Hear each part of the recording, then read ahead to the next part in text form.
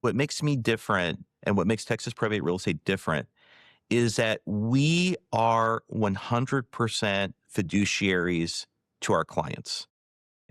As a licensed broker, I have a legal fiduciary duty to my client. In a probate situation, it's actually to the estate. The executor, administrator, they're a fiduciary for the estate.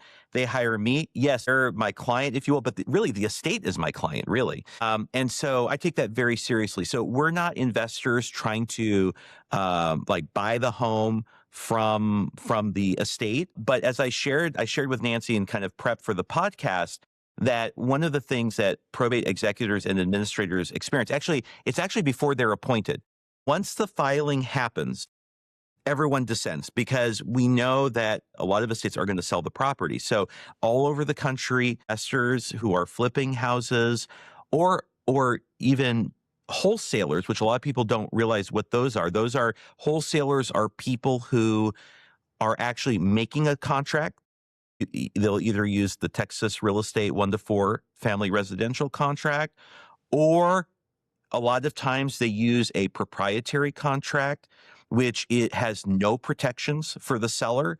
This is one of the things I think, Nancy, you'll appreciate this, right?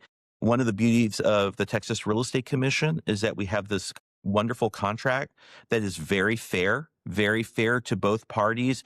It really has all of the protections there. It has the major points for negotiation there for the meeting of the minds. And it's been litigated a lot. So there's predictability, right, in the contract. There's how the transaction is going to go down.